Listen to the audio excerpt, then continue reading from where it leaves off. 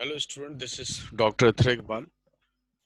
Today I am starting a new chapter, Working Capital Management, and this is its introduction. Working capital, you are quite familiar with this term in the last many subjects, like you have studied this word or the this terminology in financial accounting, as well as in other subjects like in introduction of business finance, in various ratio analysis. You have already familiar with this word.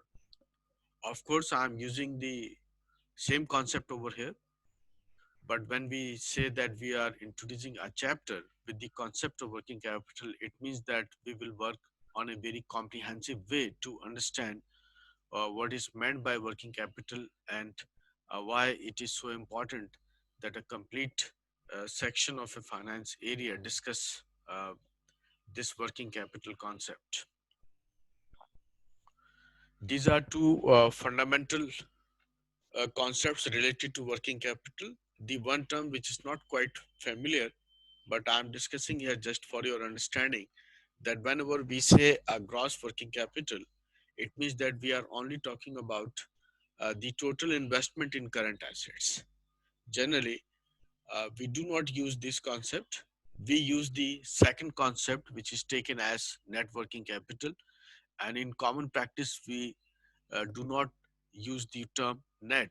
We simply take working capital, and working capital means we will take the current assets and minus current liabilities. So whatever difference will come will be taken as a working capital.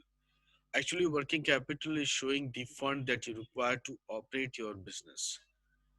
Since this fund is not related to fixed capital or fixed investment, it is for the day-to-day operation of the business. That's why we consider two information for it.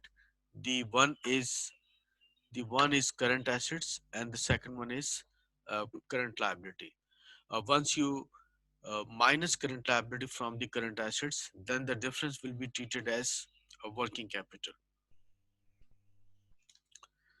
There are plenty of things that you will find in current assets, but generally, for our discussion, we are taking only three components which are very common and generally available in all the businesses. The one is cash and bank balances, receivables, and inventory.